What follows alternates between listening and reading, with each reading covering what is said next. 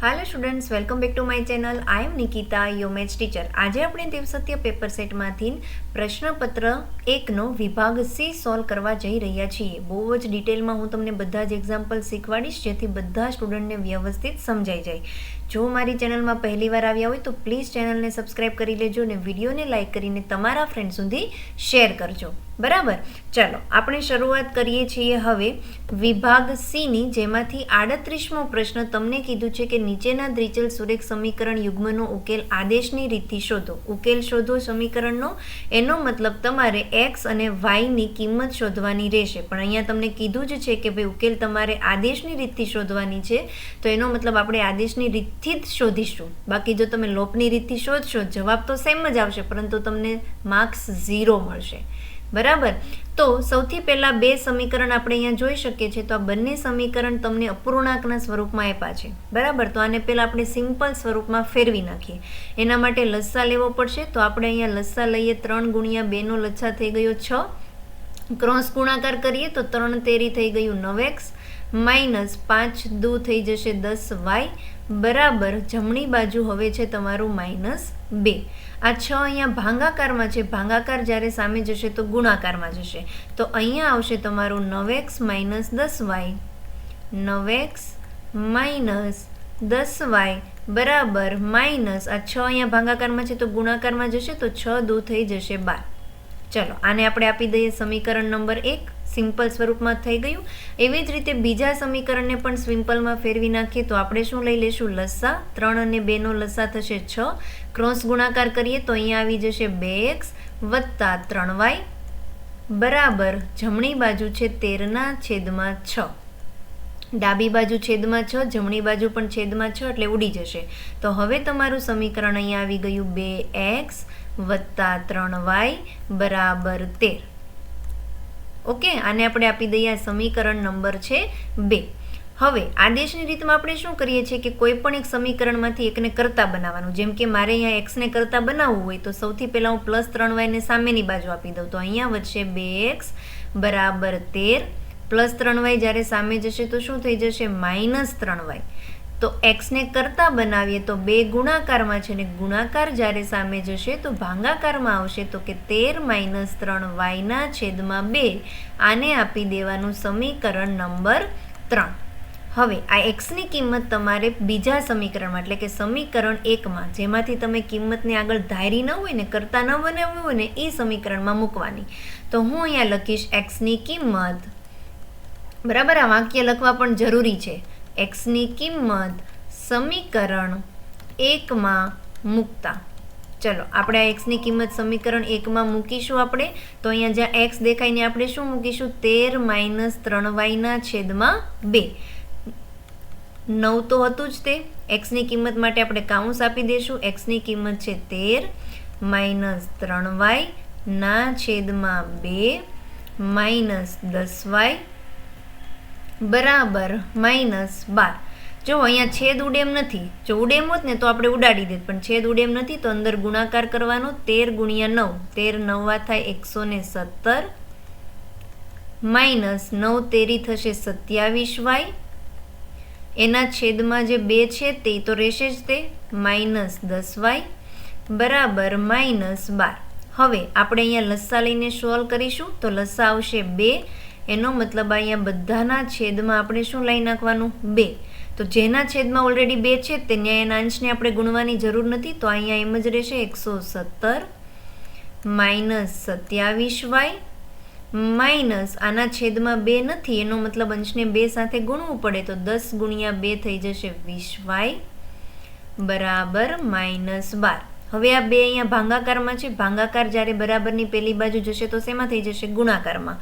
તો next step આપણે જોઈએ 117 માઇનસ, જો આ બંને જે છે ને એ સમાન પદ કહેવાય, કારણ કે બંનેના ચલ y જ છે। તો આપણે એનું સોલ્યુશન કરીએ તો 27 અને 20 કેટલા થઈ ગઈ? 47। કેમ હું સરવાળો કરું છું? કારણ કે બંનેની નિશાની ઋણ છે, ઋણ સંખ્યા હોય બંને તો એનો સરવાળો થાય।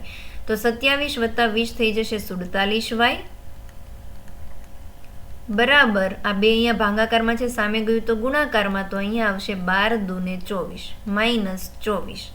નેક્સ્ટ આપણે જોઈએ આપણું પેલું જે સમીકરણ હતું એ લખી નાખે 117 માઇનસ 47y, એક મિનિટ, આપણું શું હતું 117 માઇનસ 47y બરાબર માઇનસ 24. અહીંયા સુધી આપણે હતું સમીકરણ. હવે આનું સોલ્યુશન આગળ કરીએ તો આ 117 પ્લસ છે, બરાબર. પ્લસ જ્યારે સામે જશે તો શેમાં જશે? માઇનસમાં. તો અહીંયા નેક્સ્ટ સ્ટેપ આવશે માઇનસ 47y બરાબર માઇનસ 24 માઇનસ 117. આગળ આપણે જોઈએ, અહીંયા માઇનસ 47y એમ જ રહેશે. આ બંનેની સંખ્યા નિશાની ઋણ છે તો બંનેનો સરવાળો થશે.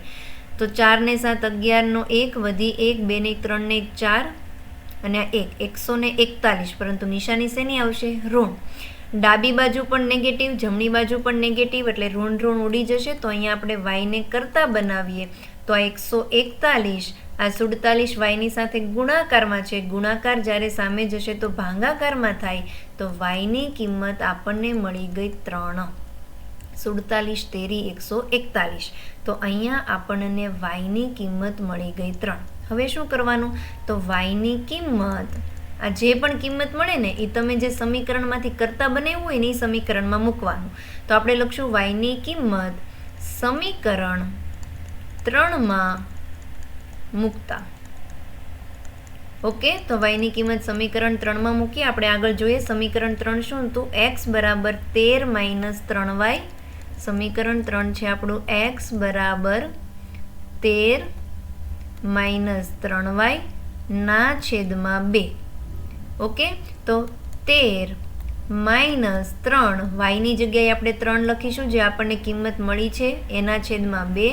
આગળ સોલ્વ કરીએ તો 13 માઇનસ 3 તેરી 9 છેદમાં 2. 13 માંથી 9 બાદ કરીશું તો 4 વધશે, 4 ના છેદમાં 2 અને 2 દુ 4. તો અહીંયા આપણને એક્સની કિંમત મળી ગઈ 2. નીચે એક વાક્યમાં લખી નાખવાનું. આમ આપેલ સમીકરણના ઉકેલ x બરાબર 2 અને y બરાબર 3 થાય. સમજાઈ ગયું? 3 માર્ક્સનો દાખલો છે એટલે આ ટાઈપના થોડાક તો ડિફિકલ્ટ ઇક્વેશન હશે જ, તે સાવ ઇઝી નહીં હોય, બરાબર. પ્રેક્ટિસ કરવાની, પ્રેક્ટિસ કરશો ને એટલે આવડી જશે. ઘણા સ્ટુડન્ટને આદેશની રીત અઘરી લાગે છે પણ પ્રેક્ટિસ ન હોય ને એટલે જેમ જેમ પ્રેક્ટિસ કરશો એમ ઇઝી લાગશે. ઓકે, ચલો આગળ જોઈએ. 39મો ક્વેશ્ચન આપણને પૂછવામાં આવ્યું છે કે રેલવેના બે પાટા સમીકરણ x વત્તા 2y માઇનસ 4 બરાબર 0 અને બીજા પાટેનું સમીકરણ આપ્યું છે 2x વત્તા 4y માઇનસ 12 બરાબર 0 છે. તો શું રેલવેના પાટા એકબીજાને છેદશે? એટલે કે આ રેલવેના પાટા હોય તો શું આ બંને રેલવેના પાટા એકબીજાને એક જ બિંદુમાં છેદશે કે નહીં? તો આના માટે આપણે કન્ડિશન જે છે ને a1 ના છેદમાં a2 b1 ના છેદમાં b2 એના પરથી નક્કી કરશું. તો પહેલાં આપણે બંને સમીકરણ લખી નાખીએ. x વત્તા 2y માઇનસ 4 બરાબર 0 અને બીજું સમીકરણ આપણી પાસે છે 2x વત્તા 4y માઇનસ 12 બરાબર 0. આપણે શોધી લઈએ a1 ના છેદમાં a2ની કિંમત. તો હું અહીંયા લખીશ a1 ના છેદમાં a2. a1 પહેલા સમીકરણના xના સહગુણકને આપણે a1 કહીએ તો આપણે જોઈ શકીએ છીએ કે a1ની કિંમત છે 1 છેદમાં a2ની કિંમત છે 2. ચાલો, a1 ના છેદમાં a2ની કિંમત આવી ગઈ 1 ના છેદમાં 2. એવી જ રીતે હવે આપણે શોધી લઈએ b1 ના છેદમાં b2. b1 છે અહીંયા y ના સહગુણકને આપણે b1 કહીશું તો b1 છે 2 છેદમાં b2 છે 4. 2 દુ 4 થાય એટલે કે આ આવશે 1 ના છેદમાં 2. એવી જ રીતે હવે આપણે c1 ના છેદમાં c2 શોધી લઈએ. તો c1 છે -4 અને c2 દેખાઈ રહ્યું છે -12. અંશમાં ને છેદમાં માઇનસ માઇનસ ઉડી ગયું, છેદ ઉડાડીએ તો 4 તેરી 12 થાય. તો c1 ના છેદમાં c2 આવી ગયું 1 ના છેદમાં 3. કન્ડિશન આપણી કેવી બને છે કે a1 ના છેદમાં a2 બરાબર b1 ના છેદમાં b2 થાય છે. જોઈ શકીએ છીએ ને કે a1 ના છેદમાં a2ની કિંમત પણ 1 ના છેદમાં 2, b1 ના છેદમાં b2ની કિંમત પણ 1 ના છેદમાં 2. તો એ બંને તો બરાબર થાય છે પરંતુ બરાબર નથી થતું c1 ના છેદમાં c2. અને આ સમીકરણ માટે આલેખાત્મક ઉકેલ મળે છે સમાંતર રેખાઓ. કઈ મળે છે? સમાંતર રેખાઓ એટલે કે એકબીજાને ક્યારેય છેદશે જ નહીં. તો જો આ સમાંતર રેખા મળે છે એનો મતલબ રેલવેના પાટા એકબીજાને છેદશે નહીં. તો આપણે અહીંયા લખવાનું કે આ કન્ડિશનનું, આ શરતનું આલેખાત્મક સ્વરૂપ સમાંતર રેખા હોવાથી રેલવેના પાટા એકબીજાને છેદશે નહીં. બરાબર. હું આજે વાક્ય બોલીને આખું તમારે લખવું પડશે. હું અહીંયા લખીને નથી બતાવતી, પણ તમારે લખવાનું આવી રીતે. ઓકે, તો આ 3 માર્ક્સમાં એટલું ઇઝી પૂછ્યું હતું. બસ આ થોડીક વાક્ય તમારે વધારે લખી લેવાના. ડન. ઓકે, આપણે આગળ જોઈએ. 40માં કીધું છે સાબિત કરો કે જો આપેલ ચતુષ્કોણ વર્તુળને પરિગત હોય તો તેની સામસામેની બાજુઓનો સરવાળો સરખો હોય છે. Most important. 1 માર્ક્સમાં તો આ ટાઈપનું પૂછાય જ છે, પણ તમારે અહીંયા શું કરવાનું છે? સાબિત કરવાનું છે. તો આકૃતિ હતી નહીં, મેં દોરીને રાખી છે. બરાબર. કીધું છે કે એક ચતુષ્કોણ છે અને વર્તુળને પરિગત છે. તો આપણે સાબિત કરવાનું કે આ ચતુષ્કોણની સામસામેની બાજુનો સરવાળો કેવો થાય? સમાન. આપણે સૌથી પહેલા આકૃતિ દોરીએ. દોરી લીધી, એને નામકરણ આપી દઈએ A, B, C અને D. તો આપણે અહીં લખીશું અહીં ચતુષ્કોણ ABCD વર્તુળને પરિગત છે. ચતુષ્કોણ ABCD જે છે એ વર્તુળને શું છે? પરિગત. હવે આપણે આ જે વર્તુળ ચતુષ્કોણને છેદે છે ને એ બાજુનું નામ પણ આપી દઈએ. જેમ કે અહીંયા છેદે છે તો એનું નામ આપણે P આપીએ.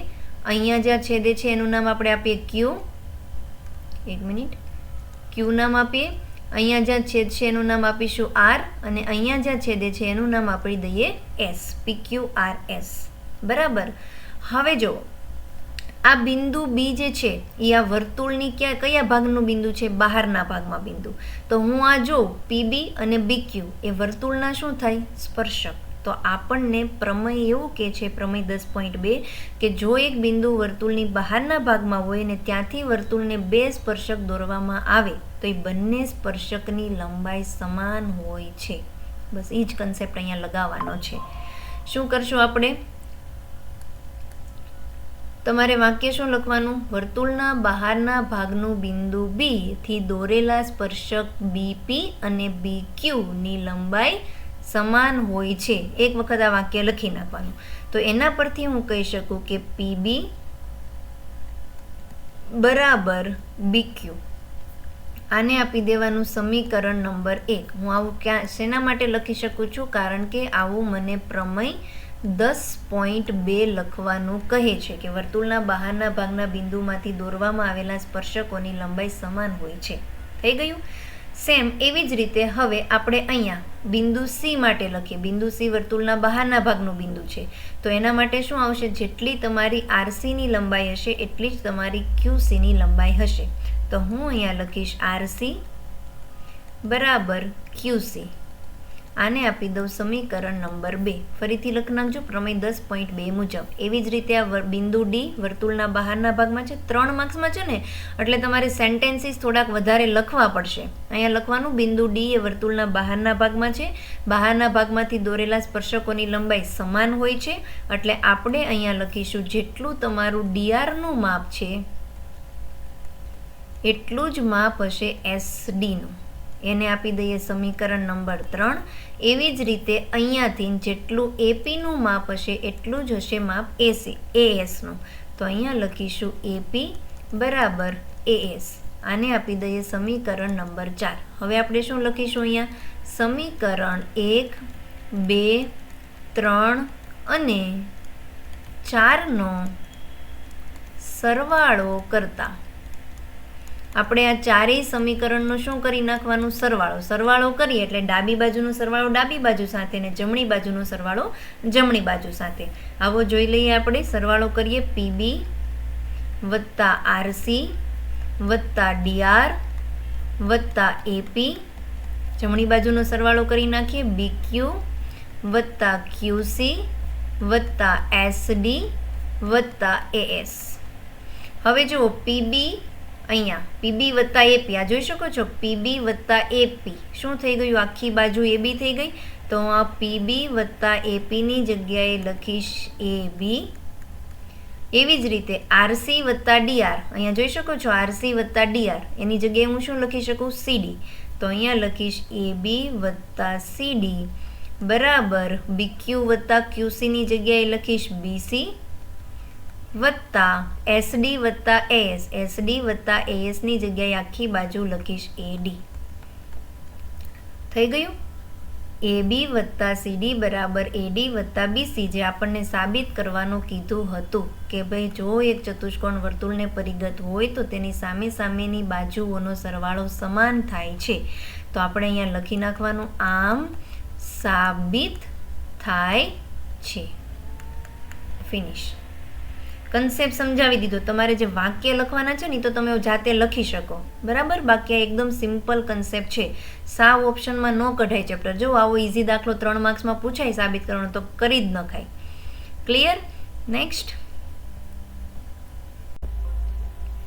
ચાલો નેક્સ્ટ એક્ઝામ્પલ જોઈએ આપણે 41માં, જેમાં આપણને કીધું છે કે નીચે આપેલ આકૃતિમાં પીએ અને પીબી એ બંને ઓ કેન્દ્રવાળા વર્તુળના સ્પર્શક છે.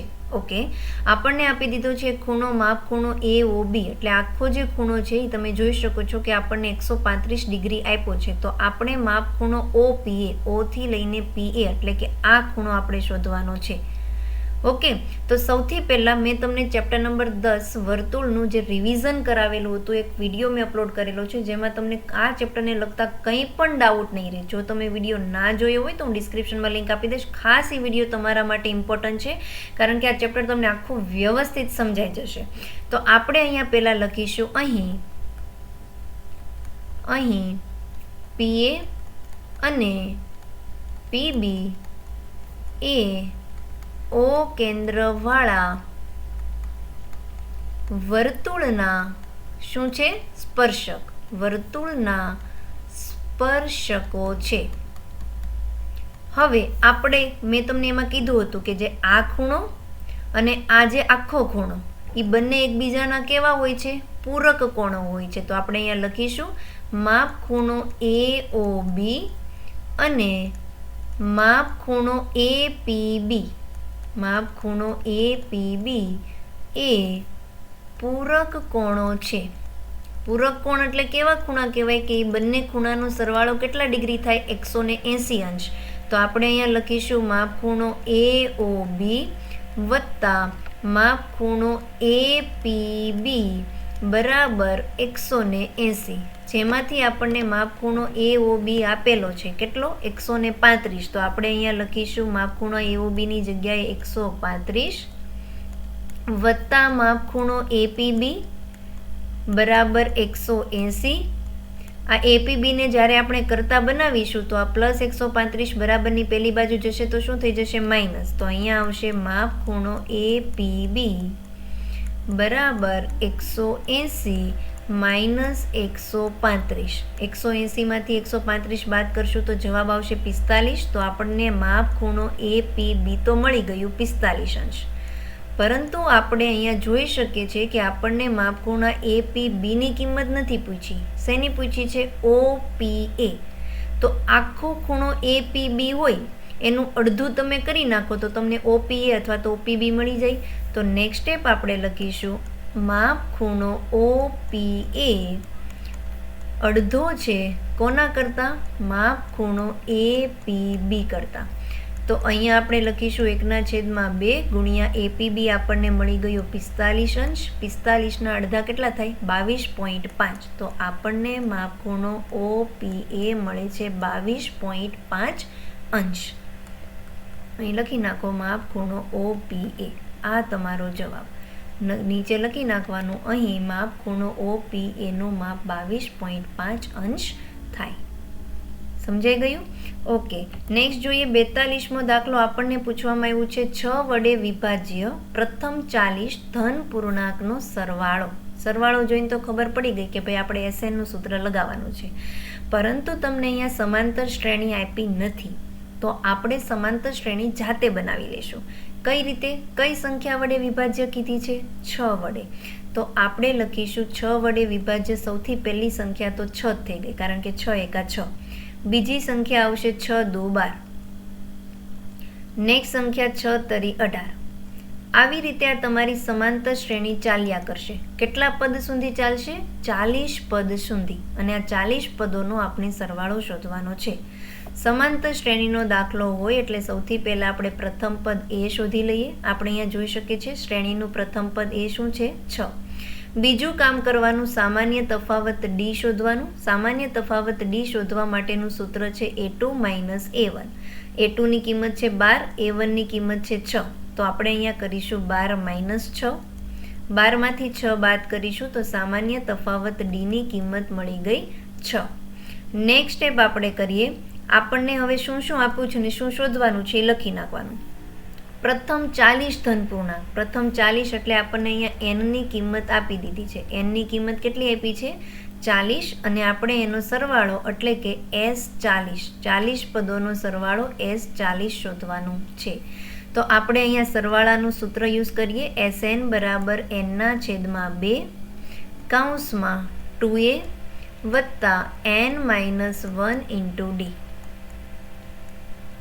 બરાબર, આ સૂત્ર છે આપણું. બધી જ કિંમત આપણે મૂકીએ. એનની કિંમત આપણે અહીંયા જોઈ શકીએ છીએ કેટલી છે? 40. તો આપણે અહીંયા લખીશું 40/2 કૌંસમાં 2 ગુણ્યા એની કિંમત છે 6 વત્તા n એટલે કે 40 - 1 ગુણ્યા સામાન્ય તફાવત ડીની કિંમત છે 6. નેક્સ્ટ સ્ટેપ આપણે અહીંયા છેદ ઉડાડીએ તો 20 દુ 40 થશે. તો અહીંયા આવશે 20 કૌંસમાં 6 ગુણ્યા 2 થઈ ગયું 12 વત્તા 40માંથી 1 બાદ કરીશું તો 39 અને એનો ગુણાકાર આપણે 6 સાથે કરીશું. નેક્સ્ટ સ્ટેપ આપણે જોઈએ 20 કૌંસમાં 12 વત્તા 6 × 9 = 54 ચોગડો વધી પડી 5, 6 તરી 18, 19 20 21 22 ને 23 એટલે અહીંયા આવશે 234. નેક્સ્ટ આપણે જોઈએ 20, બંનેનો સરવાળો કરી નાખીએ. 4 ને 2 થઈ ગયું 6, 3 ને 1 થઈ ગયું 4 અને 2 246. 246નો ગુણાકાર 20 સાથે કરવાનો. 6 દુ 12 નો 2 વધી પડી 1, 4 દુ 8 ને 1 9, 2 દુ 4, 492 અને આ એક 0 જે છે એ આપણે અહીંયા લખી દઈએ. તો આપણને આ પ્રથમ 40 પદોનો સરવાળો મળી ગયો 4920. તમારે નીચે લખવાનું આમ ક્વેશ્ચન ઉપરથી. આમ 6 વડે વિભાજ્ય પ્રથમ 40 ધન પૂર્ણાંકોનો સરવાળો 4920 થાય. ઓકે, ચાલો નેક્સ્ટ જોઈએ. આપણને 43મું કીધું છે કે 1,2, 4,y, x,6 અને 3,5 એ એક સમાંતર બાજુ ચતુષ્કોણના ક્રમિક શિરોબિંદુ હોય તો x અને y નું કિંમત શોધો. સમાંતર બાજુ ચતુષ્કોણના ક્રમિક શિરોબિંદુ. તો આ ફિગર મેં દોરી નાખી છે. એક સમાંતર બાજુ ચતુષ્કોણ છે જેને આપણે પહેલું અહીંયા બિંદુ નામ આપી દઈએ A, આને નામ આપીએ B બિંદુ. અહીંયા આ જે બિંદુ છે એ C અને આ જે બિંદુ છે એ D. તમારે અહીંયા લખી નાખવાનું A 1,2,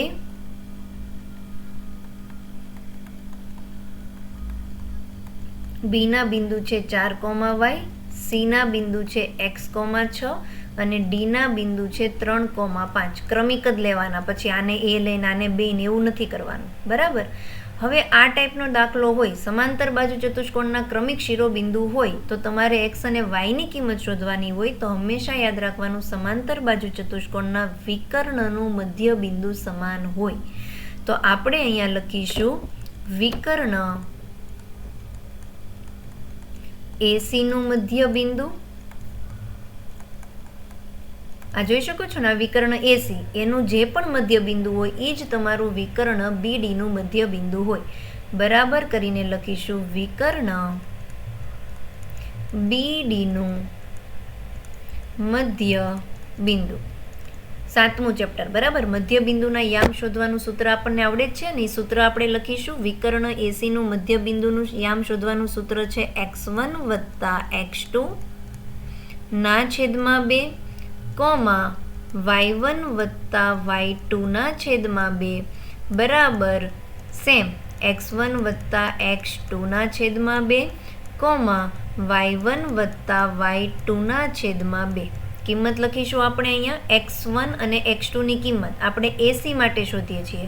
તો આ છે x1 y1 અને c નું જે છે એ છે x2 y2. ખાસ ધ્યાન રાખીને લખજો. તો x1 ની કિંમત છે 1 વત્તા x2 ની કિંમત છે x છેદમાં 2 કોમા y1 ની કિંમત છે 2 વત્તા y2 ની કિંમત છે 6 છેદમાં 2 બરાબર. હવે આપણે BD માટે લખીએ છીએ. તો B ના જે યામ હશે x1 y1 અને D ના જે યામ હશે x2 y2. તો x1 છે 4 વત્તા x2 ની કિંમત છે 3 છેદમાં 2 કોમા y વત્તા 5 છેદમાં 2. x ને સરખાવી લેવાનું અને y ને સરખાવવાનું. જ્યારે આપણે x ની આમ સરખાવીશું તો અહીંયા આવશે 1 વત્તા x છેદમાં 2 બરાબર 4 ને 7 3 કેટલા થઈ ગયા 7. તો અહીંયા લખી દઉં ડાયરેક્ટ 7 ના છેદમાં 2 કોમા એવી જ રીતે y ને સરખાવીએ 6 ને 2 થઈ ગયું 8 8 ના છેદમાં 2 બરાબર y વત્તા 5 ના છેદમાં 2. અહીંયા જોઈ શકીએ છીએ ડાબી બાજુ છેદમાં 2 છે અને જમણી બાજુ છેદમાં 2 છે. તો 2 ઉડી ગયું. x ને આપણે જ્યારે અહીંયા કરતા બનાવીશું તો આ +1 બરાબરની સામે જશે તો -1 થઈ જશે અને 7 માંથી 1 બાદ કરીએ તો 6. x ની કિંમત આપણને મળી ગઈ 6. એવી જ રીતે આપણને અહીંયા y ની કિંમત મળી જશે 8. અહીંયા 2 છેદના 2 ઉડી ગયા. તો આ +5 બરાબરની આ બાજુ આવશે તો શું થઈ જશે -5. તો y ની કિંમત આપણને મળી ગઈ 8 -5 એટલે કે y બરાબર થઈ ગયું 3. નીચે લખી નાખવાનું. આમ x ની કિંમત 6 અને y ની કિંમત 3 થાય. ઓકે.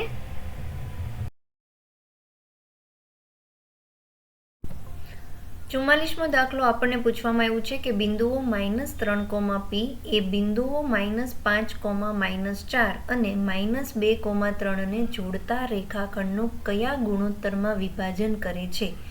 ઉપરાંત આપણે P ની કિંમત પણ શોધવાની છે. આવો આપણે સૌથી પહેલા શું કીધું છે કે એક રેખાખંડ છે બરાબર. આ રેખાખંડને અહીંયા નામ આપી દઈએ A. જે A બિંદુના યામ આપણને આપ્યા છે -5, -4. તો આપણે અહીંયા લેશું A બિંદુના યામ છે -5, -4 અને બીજું બિંદુ જે છે એને નામ આપી દઈએ આપણે B જેના યામ છે -2, 3. ક્લિયર.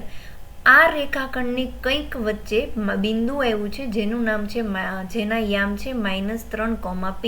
તો હું અહીંયા લખી નાખું છું. એક બિંદુ અહીંયા આવેલું છે જે બિંદુને આપણે P નામ આપી દઈએ અને P બિંદુના યામ છે -3, P. તો આ જે બિંદુ P છે એ રેખાખંડનું કયા ગુણોત્તરમાં વિભાજન કરે છે એ આપણે શોધવાનું છે બરાબર. સૌથી પહેલા લખીશું અહીં બિંદુ P એ રેખાખંડ AB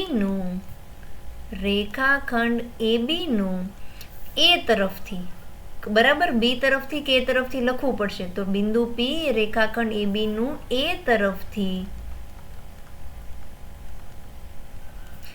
M1 જેમ M2 ગુણોત્તરમાં વિભાજન કરે છે. આપણને આપ્યું નથી કે કયા ગુણોત્તરમાં વિભાજન કરે છે એટલે આપણે લઈ લેવાનું કે ભાઈ M1 જેમ M2 ગુણોત્તરમાં વિભાજન કરશે. ગુણોત્તરમાં વિભાજન કરે છે. ઓકે.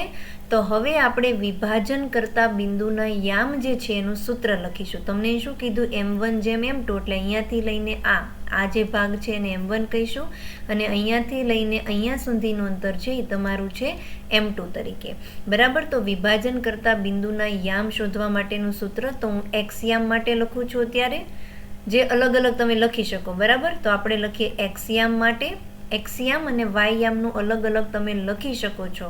ઓકે. જ્યાં તમારે અનનોન હોય ને જેમ કે આ P જે છે ને એ અનનોન છે. અનનોન એટલે એની વેલ્યુ તમને નથી ખબર. તો જેની વેલ્યુ ખબર હોય ને એ જ લેવાનું. અહીંયા x ની વેલ્યુ ખબર છે એટલે કયા યામ લીધા આપણે x યામ.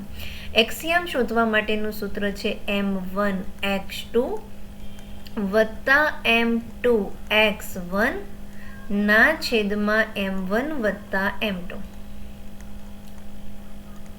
બરાબર. વિભાજન કરતા બિંદુનું યામ જે P છે એનું x યામ આપણને રકમમાં આપી જ દીધું છે. શું આપ્યું છે -3. તો આપણે અહીંયા x યામની જગ્યાએ લખીશું -3 બરાબર. M1 ની કિંમત આપણી પાસે તો છે જ નહીં તો શોધવાની છે એટલે M1 એમ જ રહેશે. x2 આને x2 y2 કહેવાય, તો x2 ની કિંમત છે -2 વત્તા m2 ની જગ્યાએ આપણે m2 જ રાખીશું અને x1 ની કિંમત છે -5 છેદમાં m1 વત્તા m2. ચલો આ m1 વત્તા m2 જે છેદ જે છે એ અહીંયા સામે જાય તો શેમાં આવે? ગુણાકારમાં. તો આ -3 ની સાથે ગુણી નાખવાનું.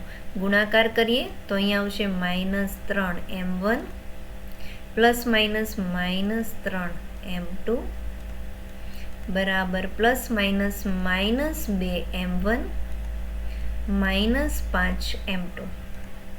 જે સમાન પદ છે m1 ને m1 ની સાથે લાવીએ અને m2 ને m2 ની સાથે લઈ જઈએ તો આ -3m1 અહીંયા જ રાખીએ આપણે. સામેની બાજુથી -2mn જ્યારે આ બાજુ આવશે તો પ્લસ થઈ જશે, +2m1 બરાબર -5m2 અહીંયા જ રહેશે અને ડાબી બાજુથી -3m2 જ્યારે આ બાજુ આવશે તો થઈ જશે +3m2. ક્લિયર? -3 + 2 એક મોટી સંખ્યા એક નાની સંખ્યા, તો બંનેની બાદબાકી કરશું. 3 માંથી 2 જશે તો શું વધશે? 1. એટલે હું ખાલી -m1 લખી શકું. માઇનસ કેમ? કારણ કે મોટી સંખ્યા હોય ને એની નિશાની આવે. બરાબર -2m2. ડાબી બાજુ માઇનસ છે, જમણી બાજુ માઇનસ છે, ઉડી જશે. અહીંયા આપણે શું લખીએ છીએ? m1 જેમ m2 એટલે કે m1 ના છેદમાં m2. તો અહીંયા લખવાનું m1 ના છેદમાં m2 બરાબર. જો m2 ની સાથે જે પણ સહગુણક હતો ને એના અપોઝિટ ડાયરેક્શનમાં જાય તો અહીંયા આવશે 2 અને m1 ની સાથે સહગુણક 1 છે તો એના ક્રોસમાં જશે એટલે કે 1. તો તમને અહીંયા મળી ગયું. કયા ગુણોત્તરમાં વિભાજન કરે છે? તમારે લખવાનું ગુણોત્તર 2:1 માં વિભાજન કરે છે. બરાબર. અહીંયા સુધી દાખલો અડધો જ પૂરો થયો છે કારણ કે હજી તમને આગળ કીધું છે ઉપરાંત p ની કિંમત પણ શોધો. એટલે આ જે p દેખાય છે ને એની આપણે શું શોધવાની છે? કિંમત. તો એના માટે આપણે y યામનું સૂત્ર લખીશું. વિભાજન કરતા બિંદુના y યામનું આપણે સૂત્ર લખીશું. તો એક મિનિટ, y યામનું સૂત્ર લખવા માટે આપણે વાયામનું સૂત્ર થશે તમારું m1x, સોરી આપણે વાયામનું લખીએ છીએ બરાબર, એટલે x નહીં આવે y આવશે. m1y2 વત્તા m2y1 ના છેદમાં m1 વત્તા m2. ચલો વાયામ આપણે જોઈ શકીએ છીએ. y ની કિંમત શું છે? p. તો વાયામની જગ્યાએ આપણે લખીશું p બરાબર m1. m1 ની કિંમત હવે તમને મળી ગઈ છે. શું છે? 2. તો m1 ની જગ્યાએ લખીશું 2. y2 છે 3 વત્તા m2 ની કિંમત આપણી પાસે છે 1. તો અહીંયા m2 ની જગ્યાએ લખીશું 1 ગુણ્યા y1 ની કિંમત આપણી પાસે છે -4 છેદમાં m1 વત્તા m2 એટલે કે 2 વત્તા 1. નેક્સ્ટ આપણે જોઈએ p ની કિંમત છે 3 દુ 6 પ્લસ માઇનસ -4 એકા 4 છેદમાં 2 વત્તા 1 થઈ ગયું 3. નેક્સ્ટ આપણે જોઈએ p બરાબર 6 માંથી 4 બાદ કરીશું તો કેટલા વધશે? 2. તો અહીંયા આવશે 2 ના છેદમાં 3. તો અહીંયા તમારો દાખલો પૂર્ણ થાય છે આખો. તમારે લખવાનું કે બિંદુઓ -3, p એ બિંદુઓ -5, -4 અને -2, 3 ને જોડતા રેખાખંડનું 2:1 ગુણોત્તરમાં વિભાજન કરે છે અને p ની કિંમત 2/3 થાય છે. ક્લિયર? ઓકે. નેક્સ્ટ જોઈએ. આપણને કીધું છે 45મો દાખલો, જેમાં નીચે આપેલ માહિતીનો મધ્યસ્થ શોધવાનો છે. મધ્યસ્થ. તો તમને અહીંયા ક્વેશ્ચન આપી દીધું છે. મેં અહીંયા ટેબલ બનાવી લીધું છે. અહીંયા આપણે લખીશું આ શું છે? વર્ગ. અહીંયા જે આપેલું છે એને આવૃત્તિ એટલે કે આપણે એને f કહીશું અને ત્રીજી કોલમ મધ્યસ્થ હોય ને એમાં 3 જ કોલમનું ટેબલ હોય બરાબર ને. તો ત્રીજી કોલમ છે ત્યાં આપણે લખીશું cf. ઓકે. સંચય આવૃત્તિ. સંચય આવૃત્તિ આપણે કઈ રીતે? આ તો તમારો આખો ક્વેશ્ચન જે છે એ મેં લખી નાખ્યો છે. સંચય આવૃત્તિ કઈ રીતે શોધી? આ 5 જે છે તો આપણે અહીંયા એને લખી નાખીએ 5. હવે નેક્સ્ટ આવૃત્તિ આ આવૃત્તિમાં ઉમેરતી જવાની. તો હવે અહીંયા આવશે 5 વત્તા 8 13 થશે. નેક્સ્ટ આવશે 13 વત્તા 20 શું આવશે? 33 નેક્સ્ટ તમારું થશે 33 વત્તા 15 48. નેક્સ્ટ આપણે જોઈએ 48 વત્તા 7 49 50 51 52 53 54 1 55. અને નેક્સ્ટ આવશે 55 વત્તા 5 એટલે કે 60. બરાબર ને? તો સંચયી આવૃત્તિ તમે શોધો ને એમાંથી છેલ્લું જે આવે ને 60, એનો મતલબ આ બધાનો સરવાળો પણ કેટલો હશે? 60. અને એ સરવાળાને આપણે શું કહીએ છીએ? n ની કિંમત આવી ગઈ આપણી પાસે 60. હવે આ n ની કિંમત ઉપરથી આપણે શોધવાનું n ના છેદમાં 2. n ના છેદમાં 2 એટલે કે 60 ના છેદમાં 2 ની કિંમત આવશે 30. n ના છેદમાં 2 ની કિંમતથી આપણે મધ્યસ્થ વર્ગ નક્કી કરવાનો. તો અહીંયા 30, અહીંયા જુઓ કઈ સંચયી આવૃત્તિ 30 છે? છેદ નહીં, તો 30 પછીની તરત આવતી સંખ્યા કઈ છે? 33. એનો મતલબ આ જે તમારો છે એ થઈ ગયો તમારો મધ્યસ્થ વર્ગ. ઓકે, તો મધ્યસ્થ વર્ગની જે અધસીમા હોય એને આપણે કહીશું L. તો L ની કિંમત મળી ગઈ 20. મધ્યસ્થ વર્ગની જે આવૃત્તિ હોય એને આપણે લઈશું F. તો F ની કિંમત છે 20. મધ્યસ્થ વર્ગના આગળના વર્ગની આવૃત્તિને આપણે લઈશું CF. તો CF ની કિંમત છે 13. અને વર્ગ લંબાઈ જેને આપણે h કહીએ છીએ, તો વર્ગ લંબાઈ h 10 માંથી 0 જાય તો કેટલા આવશે? 10. તો વર્ગ લંબાઈ h મળી ગઈ 10. બધા જ ડેટા કઈ રીતે શોધી લીધા એ ખબર પડી ગઈ. હવે તો આપણી પાસે મધ્યસ્થનું સૂત્ર છે, એ સૂત્રનો ઉપયોગ કરીશું. મધ્યસ્થ બરાબર L વત્તા n ના છેદમાં 2 માઇનસ CF ના છેદમાં f ગુણ્યા વર્ગ લંબાઈ h. સૂત્ર લખી નાખ્યું. આપણી પાસે બધી કિંમત પણ છે, બસ આપણે એમાં શું મૂકીશું? કિંમત મૂકી દઈશું અને સોલ્વ કરશું. તો મધ્યસ્થ બરાબર L. L ની કિંમત શું છે? 20. તો અહીંયા લખીશું આપણે 20 વત્તા n ના છેદમાં 2 ની કિંમત 30 આવી. અહીંયા લખીશું 30 માંથી CF આપણે બાદ કરીશું. CF ની કિંમત છે 13 છેદમાં f ની આવૃત્તિ છે 20 ગુણ્યા વર્ગ લંબાઈ h છે 10. 10 દુ 20 થઈ જશે. નેક્સ્ટ સ્ટેપ આપણે જોઈએ, અહીંયા આવશે 20 વત્તા 30 માંથી 13 બાદ કરીશું. 10 10 માંથી 3 જશે તો 7. અને અહીંયા આવશે 2 2 માંથી 1 બાદ થશે તો 1 17 આવશે. અને અહીંયા આવશે છેદમાં 2. 17 ના છેદમાં 2 એટલે 8.5 આવે. તો 20 વત્તા 8.5. 20 વત્તા 8.5, 20 વત્તા 8 કેટલા થઈ ગયા? 28. અને 28.5 આ મળી ગયું આપણને મધ્યસ્થ. બસ એટલો જ દાખલો કરવાનો હતો. આ બેઠે બેઠા 3 માર્ક્સ મળી જાય. 14મા ચેપ્ટરમાં કોઈ પણને ડાઉટ હોય તો બિલકુલ ડાઉટ નહીં રાખતા. મારો એક સ્પેશિયલ વિડીયો છે, અત્યાર સુધી 3 લાખ વિદ્યાર્થીએ જોઈ લીધો છે, જેમાં મેં બહુ જ વ્યવસ્થિત આંકડાશાસ્ત્ર ચેપ્ટર શીખ્યું છે. એ એક વિડીયો જોશો ને પછી તમને આના લગતું કંઈ પણ ડાઉટ નહીં રહે, 100%. ઓકે, તો અહીંયા તમારો દાખલો પૂરો થાય છે. નેક્સ્ટ આપણે જોઈએ 46મો દાખલો અને આ સેક્શનનો છેલ્લો દાખલો. સરખી રીતે ચીપેલા 52 પત્તાની થોકડીમાંથી એક પત્તું કાઢવામાં આવે તો માગેલ સંભાવના શોધો. 3 સંભાવના છે ને 3 માર્ક્સ છે. સંભાવના કઈ કઈ પૂછવામાં આવી છે એ શોધતા પહેલા, એ જોતા પહેલા હું તમને થોડુંક પત્તા વિશે નોલેજ આપી દઉં. જો ટોટલ આપણી પાસે કેટલા પત્તા હોય? 52. આ આપવું એટલા માટે જરૂરી છે કે ઘણા સ્ટુડન્ટને છે ને પત્તાના લગતા દાખલામાં થોડુંક ડાઉટ રહે છે. ટોટલ કેટલા પત્તા? 52 પત્તા. હવે આ 52 પત્તાના કલર પ્રમાણે 2 ભાગ પડે. કયા કયા?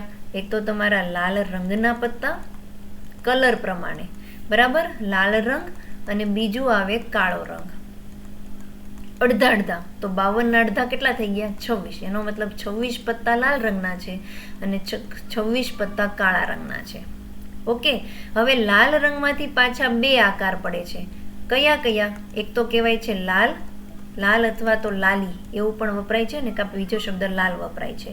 અને બીજું જે છે એનો આકારનું નામ છે ચોકટ. એક મિનિટ, બીજો જે આકાર છે એનું નામ છે ચોકટ.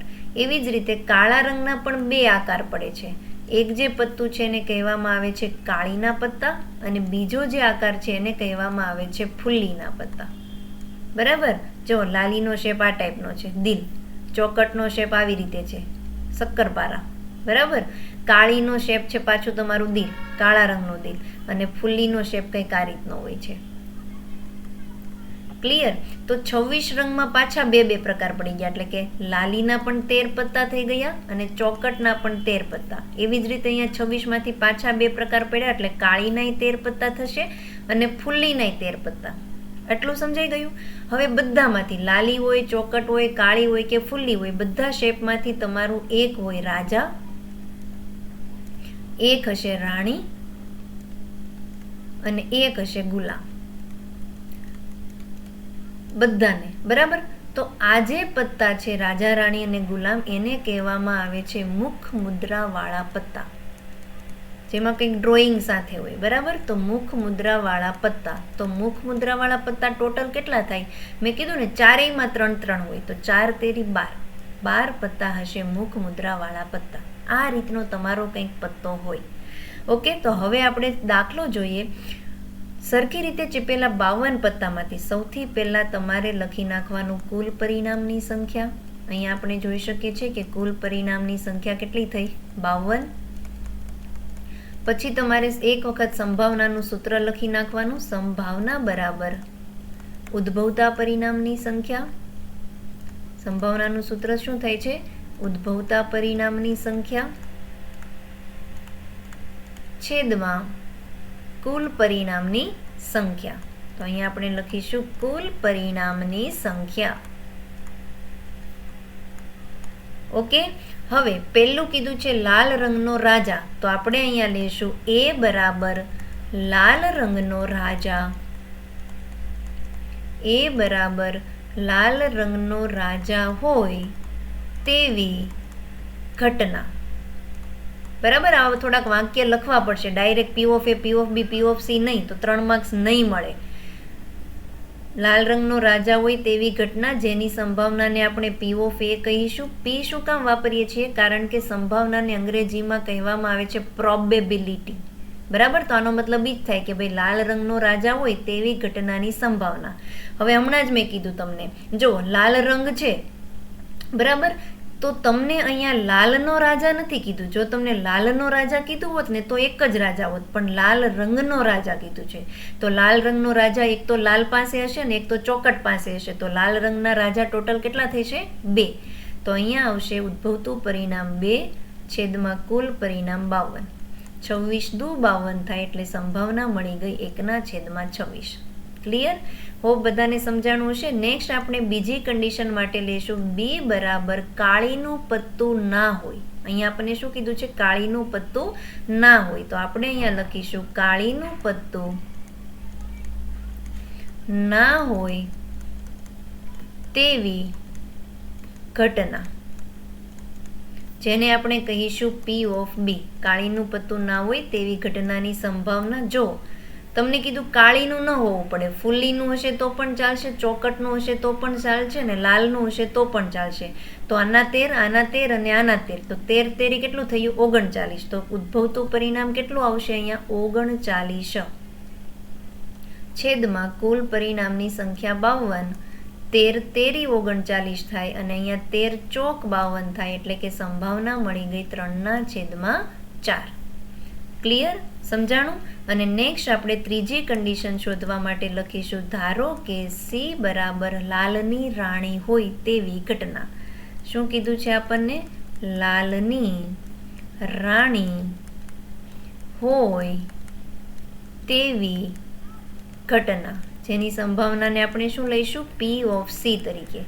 જો તમને અહીંયા લાલ રંગની નથી કીધી. જો લાલ રંગની કીધી હોત ને તો 2 રાણી હોત, એક લાલની હોત અને એક ચોકટની હોત, પણ તમને અહીંયા ખાલી લાલની રાણી કીધી છે. જે શેપ હોય ને લાલનો, લાલ કલરનું જે દિલ હોય એને શું કહેવામાં આવે છે? લાલ કહેવામાં આવે છે. અને લાલ પાસે કેટલી રાણી હોય છે? 1 રાણી. લાલ અથવા તો લાલી એમ કહીએ આપણે. બરાબર. તો અહીંયા આવશે 1, ઉદ્ભવતું પરિણામ 1 છેદમાં કુલ પરિણામ 52. તો અહીંયા તમારું સેક્શન સી આખો કમ્પ્લીટ થાય છે. આઈ હોપ બધાને વ્યવસ્થિત સમજાણ ગયો હશે. બહુ ક્લિયર રીતે ડિટેલમાં મેં શીખવો છે. હજુ સુધી વિડીયોને લાઇક કરવાનું રહી ગયું હોય તો પ્લીઝ વિડીયોને લાઇક કરી દેજો. વિડીયો તમારા ફ્રેન્ડ્સ સુધી શેર કરજો. Bye bye.